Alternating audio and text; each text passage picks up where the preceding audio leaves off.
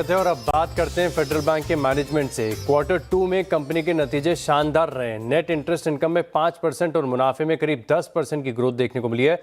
Asset quality में भी सुधार दिखा है। नतीजों और ग्रोथ आउटलुक पर बात करने के लिए हमारे साथ जुड़ रहे हैं कंपनी के ईडी हर्ष दुग्गल सर। शो में स्वागत है आपका। नमस्कार। सबसे पहले दिवाली ग्रीटिंग्स आपको। अब नतीजे में देख रहा था कि काफ़ी बढ़िया यहाँ पर देखने को मिले, काफ़ी बढ़िया रिएक्शन भी देखने को मिला, लेकिन परफॉर्मेंस के लिहाज से जो ग्रोथ कैसी देखने को मिली है? मैं निम्स की ग्रोथ की बात कर रहा हूँ और क्रेडिट ग्रोथ की बात कर रहा हूँ। आगे क्वार्टर्स में ग्रोथ आउटलुक कैसा लग रहा है? धन्यवाद। मैं अपना 4 पार्ट में ब्रेक करूंगा। जो हमारा जो परफॉर्मेंस रहा है, इट हैज बहुत ही ऑपरेशनल पैरामीटर्स के हिसाब से एक स्टेडी और स्ट्रॉन्ग क्वार्टर रहा है ये। सबसे पहले तो हमारा निम इम्प्रूवमेंट हुआ है, जो पहले 2.94 था वो 3.06% में आ गया है। वेरी 12 बेसिस पॉइंट्स का इम्प्रूवमेंट हुआ है। दिस हैज बीन लार्जली हमारी जो कॉस्ट ऑफ डिपॉजिट्स है उसमें 21 बेसिस पॉइंट्स कम हुए हैं। हमारी कॉस्ट ऑफ बोरिंग कम हुई है। थोड़ा बेनिफिट सीआरआर का हुआ है और थोड़ा बैलेंस शीट रैशनलाइजेशन, इसके कारण आरओए आरओई दोनों में इंप्रूवमेंट आया है। दूसरा चीज मैं बताना चाहूंगा एसेट क्वालिटी को लेके। हमारा जो जीएनपी है अब की बार 1.83% पे हैज बीन द डिकेडल, पिछले 10 साल में लोएस्ट जीएनपी नंबर रहा है। और अगर आप उसको थोड़ा सा फील करके देखेंगे तो देखेंगे जो हमारा स्लिपेजेस जो है, जो Q1 में जो 1.11% था वो अभी 94 बेसिस पॉइंट्स पे आ गया है।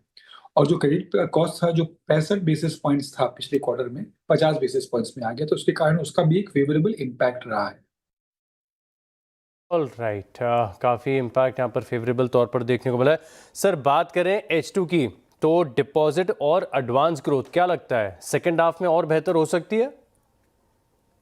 So cost of funds we expect shall come down, because क्या होता है हमारा हमेशा जो एसेट्स जो होते हैं, जब रेपो रेट कट होता है तो वो नॉर्मली ऑलमोस्ट इमीडिएटली रिप्राइस हो जाते हैं।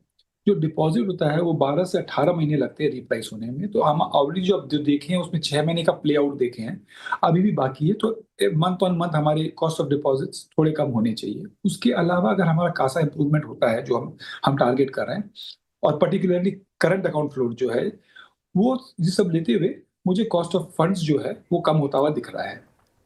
सर, बैंक्स के फंड रेजिंग के प्लान्स है, तो मैं ये समझना चाहता हूँ कि जो कैपिटल रेज आप करेंगे ये स्ट्रेटेजिक कैपिटल है या ग्रोथ के लिए होगा? There multiple considerations, multiple options. उसके अलावा मैं और नहीं बोलना चाहूंगा because board will take the decision, and उसके पहले मैं बोलना नहीं चाहूंगा।